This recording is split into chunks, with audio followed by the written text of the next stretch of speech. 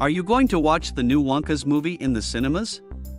Look no further for the best short recap of all important details of its successor, Charlie and the Chocolate Factory. Welcome back to this brief movie.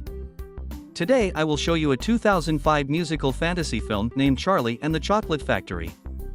Spoilers ahead, watch out and take care.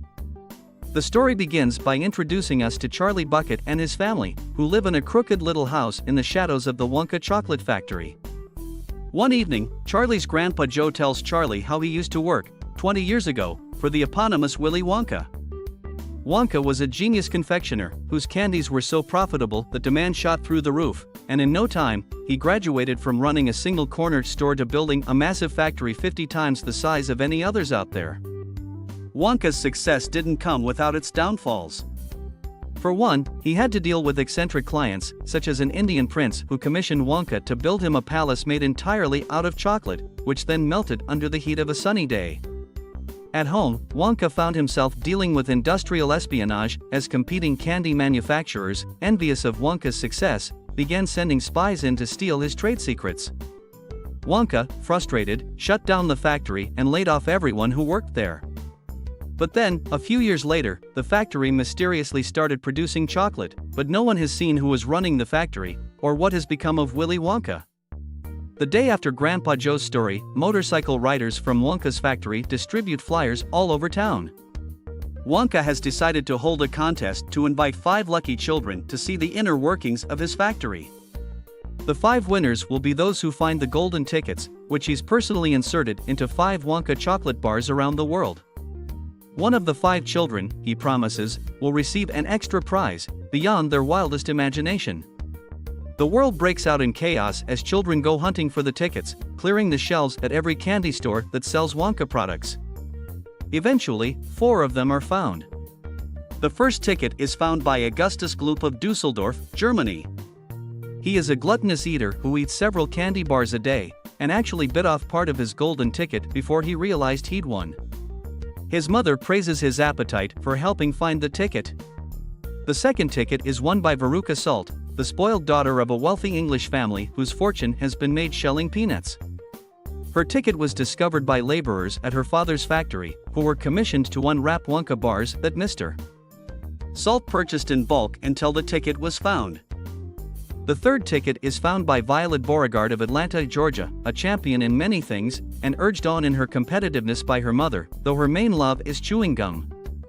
Her drive to be the best leads her to believe that she is sure to win Wonka's special prize, seeing it as a competition. The fourth ticket is found by Mike TV of Denver, Colorado. A video game-obsessed young boy, he discovered his ticket using a scientific theory and process of elimination, even though he hates chocolate. The quest for the golden tickets has unintended consequences that hurt closer to home for Charlie. His father works at the local Smilex factory, screwing the caps onto tubes of toothpaste, and collecting imperfect ones on the side for Charlie to build a model of the Wonka factory. The upswing in candy sales causes a rise in toothpaste sales, leading to the factory to automate their assembly line, replacing Mr. Bucket with an automated robot that does his job in half the time. One day, while walking in town, Charlie overhears 2 men telling how someone has found the 5th ticket. As he wanders off, upset, he finds a monetary note in the snow, and using it, goes to a store to buy a Wonka bar. While purchasing the bar, he overhears another woman putting down a newspaper, revealing that the supposed 5th golden ticket was actually the result of a scammer. As Charlie unwraps his Wonka bar, he falls silent, realizing that he's just found the last golden ticket.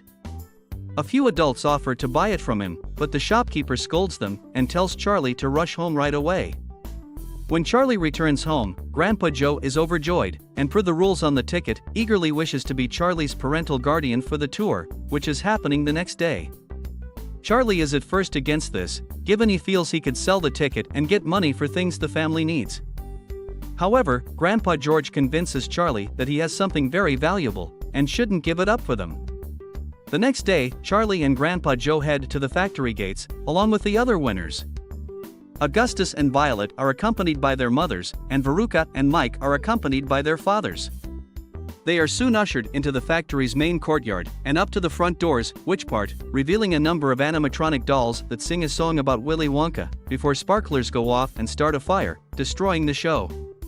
As the fire subsides, Wonka appears from the side and gives them an orientation speech. He then leads them all into his factory, inviting them into a room he dubs the chocolate room. It is essentially an edible forest, where Wonka encourages his guests to enjoy themselves. As they partake in the numerous candies, Veruca spots some little people nearby doing labor, getting the attention of everyone else. Wonka explains that these are his workers, the Oompa Loompa, Deep Roy. They came from a place called Loompa Land, where they lived in constant fear of being eaten by various wild creatures. Wonka stumbled upon them while wandering into their forests, trying to find new exotic flavors for his candies.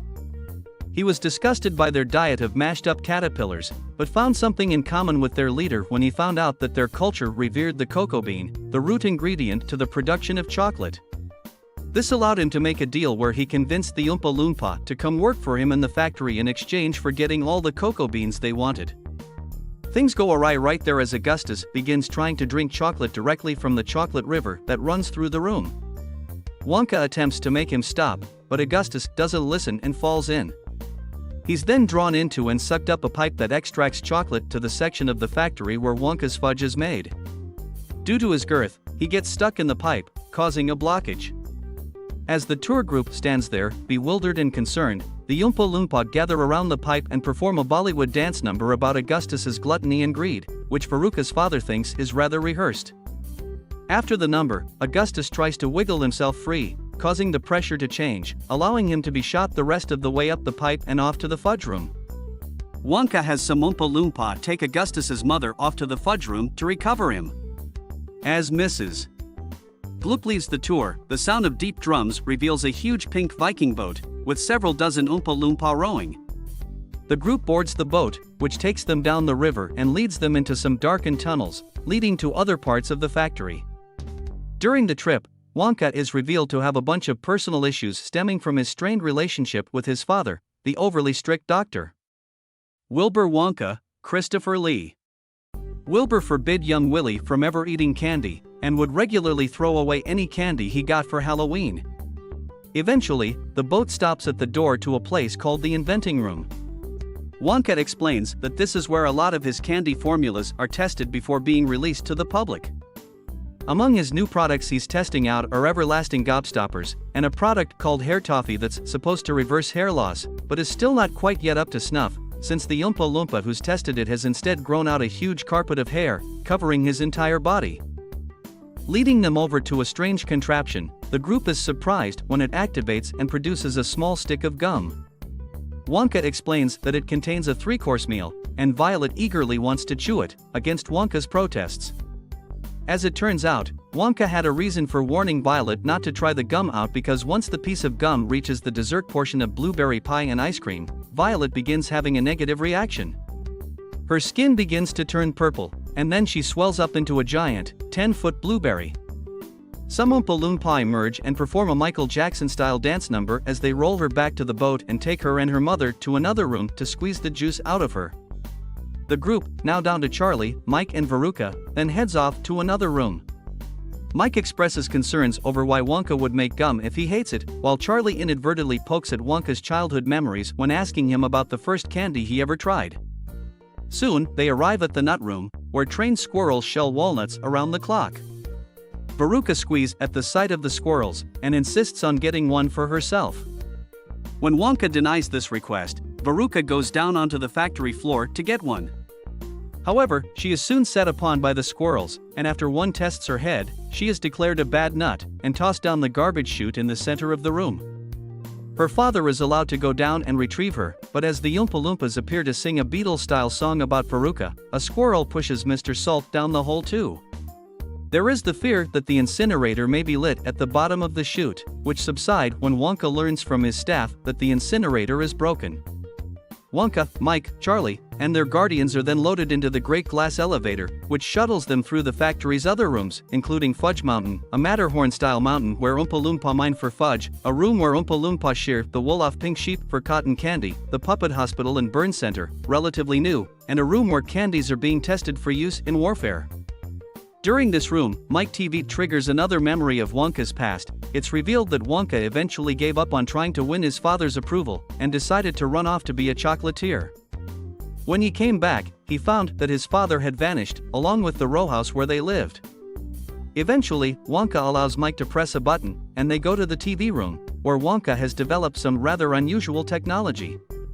Namely, a machine that transmits an enormous bar of chocolate to a nearby TV and shrinks it down to normal size, and is then taken by Charlie. Wonka proclaims this method could revolutionize television commercials, but Mike is incensed that Wonka has developed a teleporter and not realized it. In a show of defiance, Mike then activates the machine, and is zapped to the television set, now shrunk to the size of a mouse. The Oompa Loompa on TV subject Mike to a heavy metal disc track, before Wonka and Mike's father can pull Mike out of the TV. Wonka proposes putting Mike in the taffy puller to stretch him back to size. After Mr. TV is led away along with Mike, Willy suddenly realizes that Charlie and Grandpa Joe are the only two guests left, and declares that Charlie won his contest. The group then board the great glass elevator and Wonka presses a button he's wanted to press for years, up and out, which sends them up the tallest chimney in the factory, eventually bursting through the glass and out into the sky over the factory. As they descend, Wonka activates the elevator's boosters, and they get to see the other contestants doing their walk of shame, and showing permanent changes as a result of their experiences. Augustus is now covered in chocolate, and his mother has to ask him to stop eating his fingers. Violet has been returned to normal size, but she's now got the flexibility and agility of a gymnast, and her skin is permanently turned purple.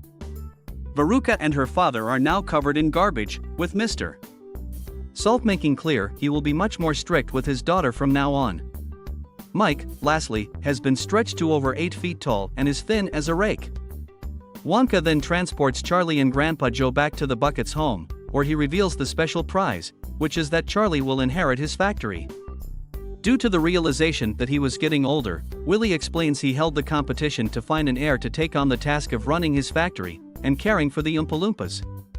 Charlie is eager to accept, but balks when Wonka claims he can't bring his family.